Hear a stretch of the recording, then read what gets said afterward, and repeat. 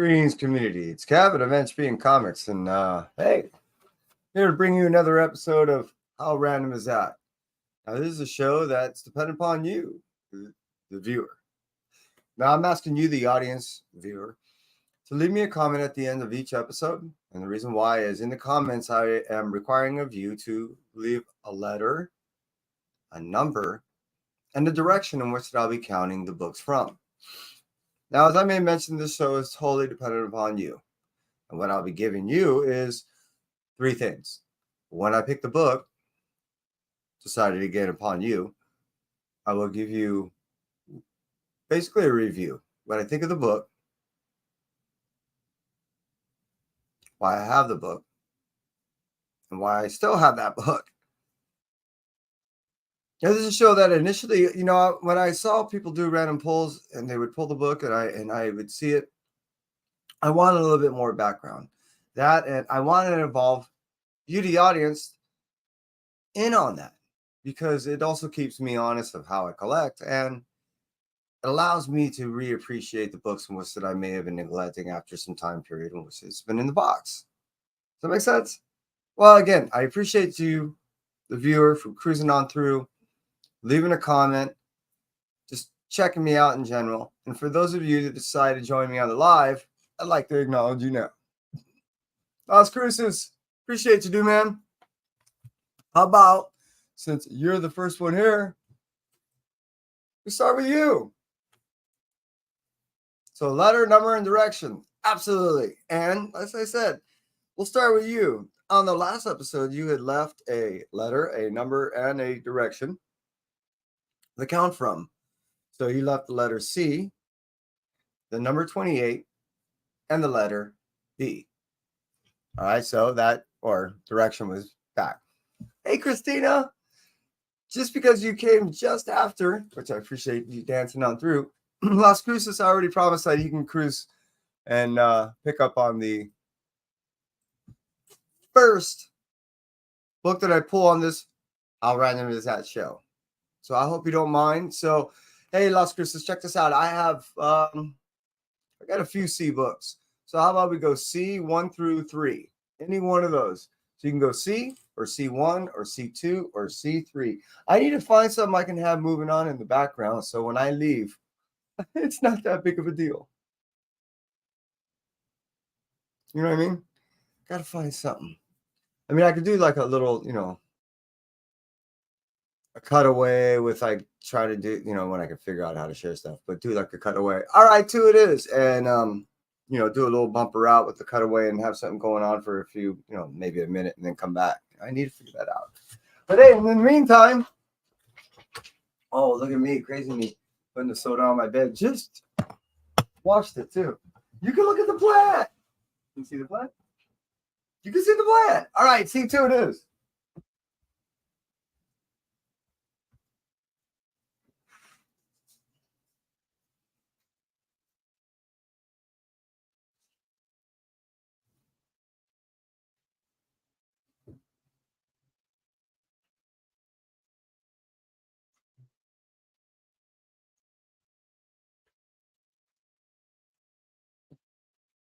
Now in the C section, I just said C section. In the boxes of C category, I have C 1 through 4, and then I have box shared C and D. So, hey, appreciate you guys being here. Good gun. EY number 1. And yeah, all of you guys are just in time. As you well know, I run back and forth. I was just making mention I have to figure out some type of cutaway, but I did get box number 2. This was a box that was designated by Las Cruces on his last contribution to the show. So we end up choosing box C number 2. One of the dogs just came in, and we are going to count 21 and from the back. So let's go ahead and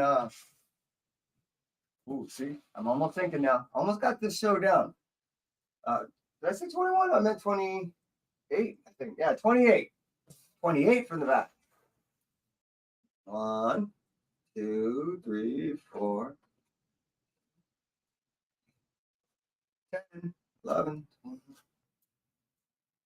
17, 18, 19, 20, 21, 22, 23, 24, 25, 26, 27, 28. Now, those of that know me, you guys kind of know that I'm a hardcore symbiote slut. So you should probably guess that I have a few boxes filled with carnage. This is definitely one of them. All right. Now, this is the book designated random pull by Las Cruces. He chose C, box number 2, 28 book, counting from the back, which is Absolute Carnage Weapon Plus, if I recall. That's how they're considering it. Now, this was one of those in the Absolute Carnage series side stories. It wasn't actually really integral, though it was fun. It was just something almost like a what if of the story, but it did somewhat involve, a rather interesting but very forgettable story. What I mean by that is, presently, I don't have direct recall, but I do remember it was something. Again, it was like almost as a what if Carnage was to cruise through, and it was Logan. I mean, but it was him and a few other characters that were in here, and they were fighting them off. They got beat up, and then Carnage kind of left oddly with his tail between his legs, as if he lost, but he didn't. It was something. I'm gonna cruise through. You know what? We're gonna look through this, people. See? Now I know why I like doing this. This keeps it honest. I remember, the reason why I got the book is it was tying into the Absolute Carnage series. I was buying everything that has to do with it. And as it states in here, during the World War II, U.S. government created this super soldier. That goes back into the weapon project that they were doing in the Vietnam, the Vietnam Venom thing. That's what it ties into. And an international clandestine organization called Weapon Plus, across the amass and allocated the world's super soldier research to form this Siloid programs. Yeah. Well, anyways, Roman numeral designated research project. Now the bloodthirsty symbiote known as Carnage is hunting all that who had bonded with the symbiotes. See, and that was when basically he was trying to get all the codex. And then during that time, he was just trying to get pieces of the codex off of this character. And if I recall, he really kind of got beaten up. And really, and I know he got what he wanted, but he actually left and didn't destroy, what was. And he just bailed. Even though in this point, he was really starting to see, he started to bail and turn into a god. It was an odd story. That's what I was saying. It was interesting, but it was odd in the sense that it was like, wow, why don't you just finish him off? I don't know. I keep it. Okay, to go over the 3. Whereas when I got into tie it into the whole Absolute Carnage story, I really was digging the whole Absolute Carnage thing. And it was also something that I, as a symbiote slut, was really enjoying. The tie-ins were rather, like I stated before, most were kind of forgettable. There was a couple that was of interest to me. It kind of brought back some of the Silver Sable stuff and a couple of other characters in which that were, they're kind of B and C listers in some regard. Brought them back and also made them kind of significant in that war. It was kind of fun. So what I think of this book in particular is, like I said, it's okay. Why do I keep it? Because like I said, it still ties into the original story, and it does keep me remembering why that I thought it wasn't something that was that great. Well, that doesn't make sense. When I read the whole story, it just ties into it, and that's why I kind of keep it. I just, not necessarily as a hardcore completionist, but as an individual that wants the whole story, that's why I keep it. So, hey, we're going to go to the next one. Next one is, pretty soon how I'm going to have boxes floating around everywhere. Thank you to everybody that contributed, because I ended up having 6 contributions this time, and I really didn't want to leave anyone out. So what I'm going to do is I'm going to go in order of the individuals that which are in here, and those in which that are not, I will just skip, so it's just not some long over bearing. Sure. Okay, Christina, I did promise to you H16F. That is box H, which I really only have like one or two. We're going to go with the first one because I know, and it will make sense why. 16 and F, what's Ford. So the reason why is because, yes, Hunter turned 16 just recently, and he is moving forward in life. So we're going to go with that. H16. Forward. To commemorate Hunter's birthday. All right, we're going to go with age 16. So we go what? 3, 4, 5, 6, 8, 9, 10, 20. Yeah, that figures. Yeah, but that's still, it's just a variant, right? 2-second printing? No, that's 3. It sure is. Man.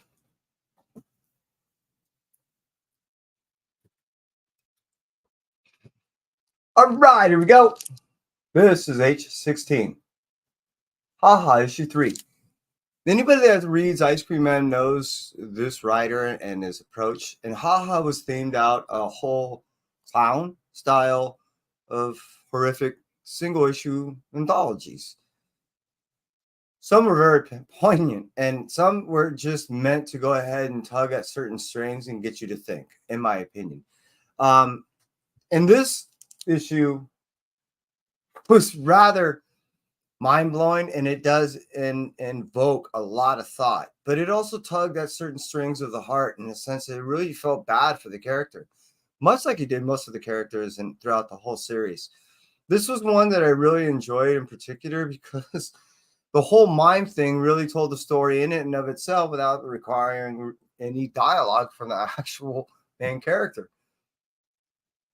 As interesting as it is, it really it stood out in its own way, but there were a couple other issues that were within the series that kind of hit me harder.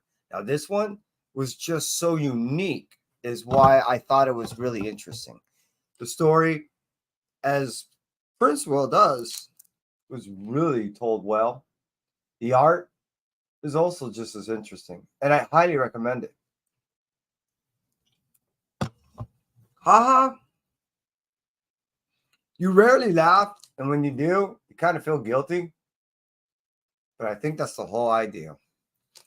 Reason why I got it is because I really enjoy this writer. I haven't really been reading the Ice Cream series, but I knew that something was I can jump in and jump out without actually being over involved. Didn't have to follow anything ongoing. The 6-issue mini is really written well, and I pretty much got every cover, as stupid me as I normally do, but I will, as I always do, keep it because what do I think of the book overall is I really enjoyed the whole series. So why do I still have it is because, well, shit. And again, these stories are really relevant in today's time in many cases. The art's great. Stories are awesome. And I really enjoy it. So that was number 2. Thank you, Christina. All right. Let's toss that in real quick so I can get rid of that one. Next up.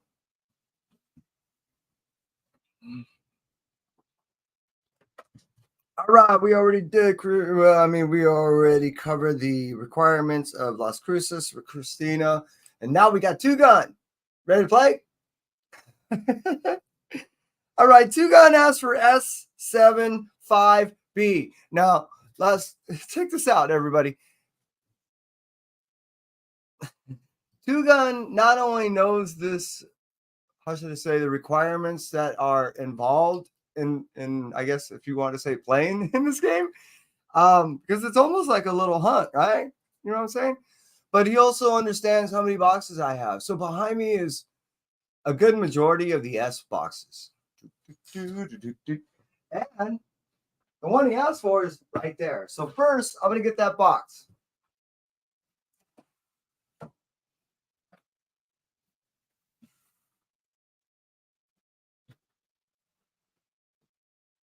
All right. Now, Two Gun Pedro asks for S7. 5, counting from the back. We're going to go 1, 2, 3, 4, 5. You going to make it way all that easy for me?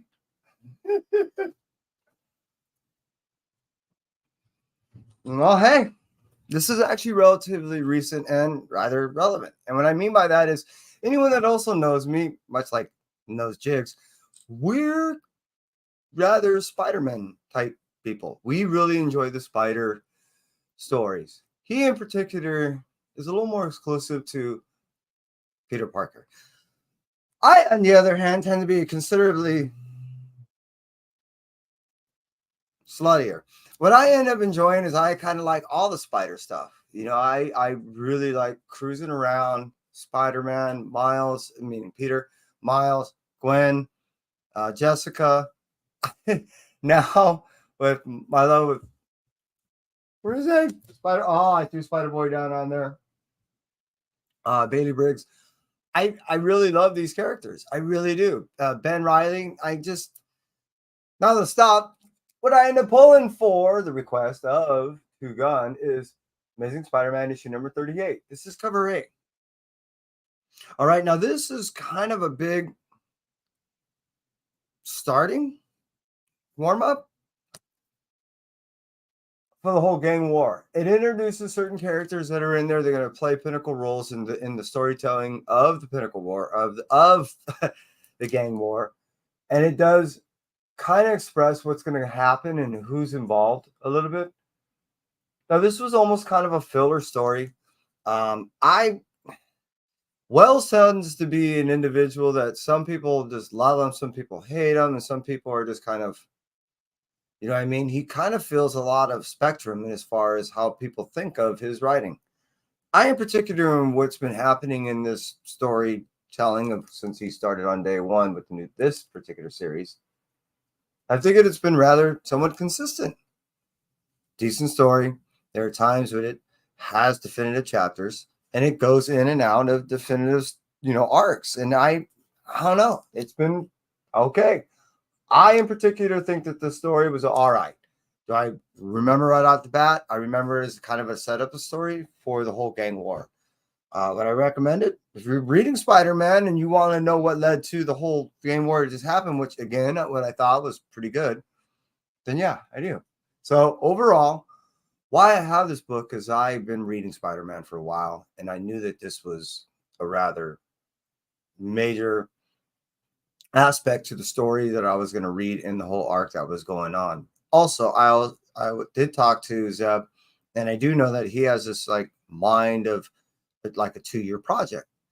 This being one, meaning the setup, other, meaning the actual gang war storytelling, and after which a couple other arcs to follow that will complete that whole 2-year gambit of what the whole goal of what he's trying to accomplish in that time period, if that makes sense. So this is part of all that. So that's why I still have the book. And also what I think of it. So moving on from there, thank you, Two Gun. I appreciate you making the comment below. And again, everybody, after this show is over, I do ask that you go ahead and leave me a letter, leave me a number, and the direction in which that I'll be counting from, so in which that we can continue this on. I've really been enjoying this show, and I hope that you have been too. Okay, it's not terrible, Paul. I might know. Well, let's see. We go from here. Check this out. We have Mad Respect, we have Agu, and we have Nocturnal Miss. Now, me not to dismiss any miss, I want to go ahead and address this miss, if you don't mind me not missing this miss request in this. So I'm going to definitely pull the book that she asked of, and then if you like, I'll pull one more, and I'll ask you guys to decide what should I pull after that, Mad Respect or Agu. That way it's not too long of a show.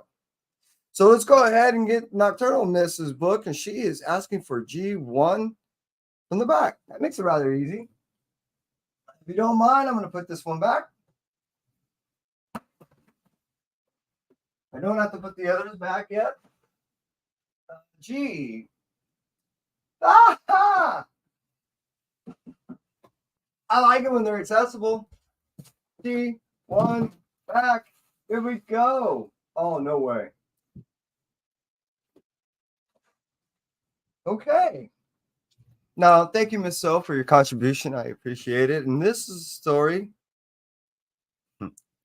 It's a story of Godzilla, Monsters and Protectors. This is one of the most recent runs by IDW, and this was, if I recall, like the third volume that they released. And the time was that Godzilla came back in what 2019. So I think it was like a 2020 or 21 book, probably 21. Oh, you know, I can take off the glasses. And this image is from 1989. So this is more than likely one of the movie images. I end up buying, if I recall, the cover A's and like all the movie images. So this would be the cover B of issue number 3. Now, to get to the story. The IDW stories of Godzilla are rather kid-friendly. I really enjoy them because they're very environmental stories. There are stories that try to educate people in general on some of the things that are going on, but they're not really focusing necessarily on the environmental impact or the things that are causing these environmental troubles as much as they're always telling the story on how Godzilla only shows itself when there's some type of environmental impact or problem happening. So it allows children to sit and enjoy a story of one Godzilla, doesn't scare the hell out of them, and it actually educates them in some regards to kind of what's going on in the world, but it doesn't over politicize it or make it into a conversation necessarily not all people want to have. It allows a person to still be able to have a decent read without getting themselves overworked up about necessarily what it's about, but it still allows the message to get across. Overall, I'm a huge Godzilla fan, and that's how they wrote me in with this book. After reading it, I like the direction and how they format the storytelling of this character. So I guess that's another thing why I continue to keep buying it. I have every series that they did in the same style format. So why I have the book is, like I said, I love Godzilla. What I think of the book is I really love how they tell these stories, because you can share this with a child, of let's say around 7. It's perfect. And why I still have it is I really like the formats, and I've been collecting all these little series. Maybe one day I'll end up giving all the cover A's to someone, that I think will enjoy it. I know pretty soon a buddy of mine's going to give me like a full box of books because he knows I just give books away during Halloween. I might end up doing the same, especially if I see a kid walk up in like a Godzilla costume. Just saying. So yeah, again, Miss So, I appreciate your contribution. Without you, this show would be nothing. So thank you very much, and I appreciate you giving one more contribution. Now I can do one more poll, and that is up to you. If you would like, I gotta, I want to still maintain under a half hour. So is it Mad Respect or is it Agu Rhythm that we're gonna pull from? Now this is not a contest of who you like more. It's just a matter of like flipping a coin that you may have nearby, or just I'm just looking for a random. And I'll take a little poll in there while I put this back.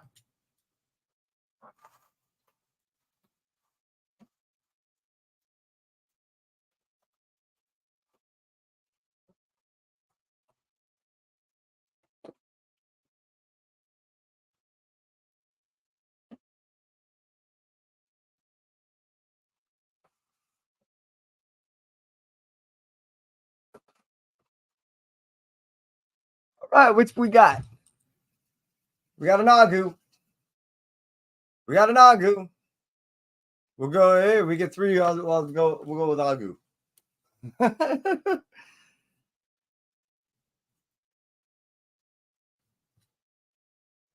Hope everyone's doing well today.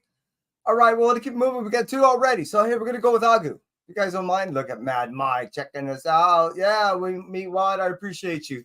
That makes it 3. So algorithm asks for box A, which I do have a few. So people in the chat, I need a box count of A or 1, 2, or 3. I think it goes up to 3. No, it's A or A1. I am sorry. I have A and A1. Yes, that's what's in the brain. So I need either just another A or the number 1 in the chat, please. So Agu asked for box A, book number 19, and he wants me to count it from the front. Looking for 3, 3, 3, 3. If I got 3, I'll do it. You know what? All these 3s going to go down the notch to A1. So that's what we're going to do, or the highest number to it.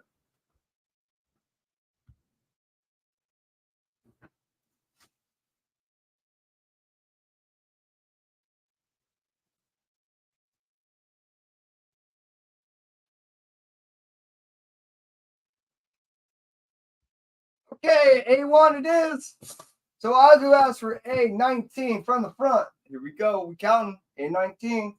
1, 2, 3, 4, 5, 6, 7, 8, 9, 10, 11, 12, 13, 14, 15, 16, 17, 18, 19. No way. Okay. This starts off that story, doesn't it? Okay. I believe this came out in 19. So, and I have the series, and I think it's 5. 1, 2, 2. Oh, because it was an alpha and an omega. All right, people. You're really testing my memory. Okay, this is what this one is. And I actually have to open up just, again, testing my memory. This is Annihilation Scourge, Alpha. If I recall, I think it was a 2019 book. And if I recall, it was also Alpha and Omega. It was a 2-issue mini that encompassed a little series that was going on during the time. As you see, it had it has Surfer, Thor. It's a cool supporting cast, actually, but again, it was another one of those that was kind of forgettable in my mind. I don't remember anybody getting really that thrashed. I don't remember anybody death by the Scourge. I think that was one of the only. Yeah, if I recall.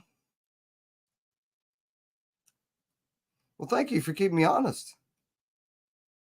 Agu, you're awesome.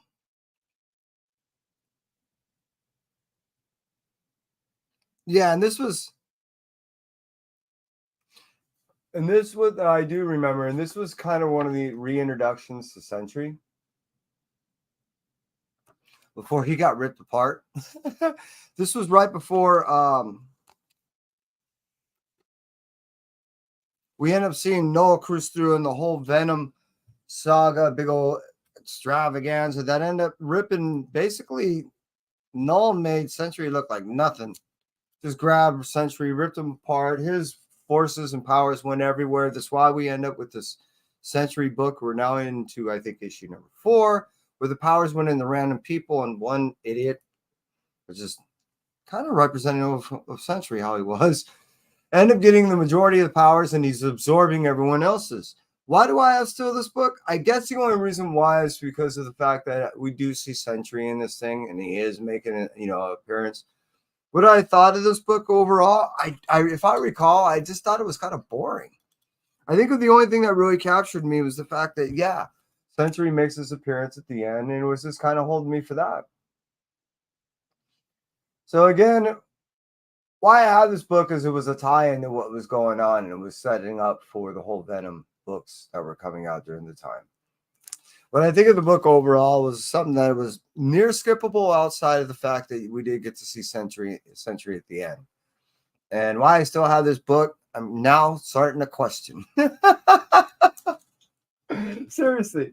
I think it's only for that one reason and that one reason only. And hey, everybody, I scratched right at that 30-minute mark. I'm just going to go a hair over, and I appreciate everybody being here. For those of you that made the contribution, I appreciate you greatly. For those of you who hung out with me on the live, damn, you guys are awesome. You made it fun. You made it exciting. And you made me educate myself, if I hope I did with you. Educate, you know what I mean. So how you doing? So if you could please leave a comment at the end of the show in the comments and below. And if you wouldn't mind, hitting that little likey thing, that's kind of cool. I appreciate you for dropping by. I appreciate your contribution. And that's it for me. Entry. Appreciate you. Stay well.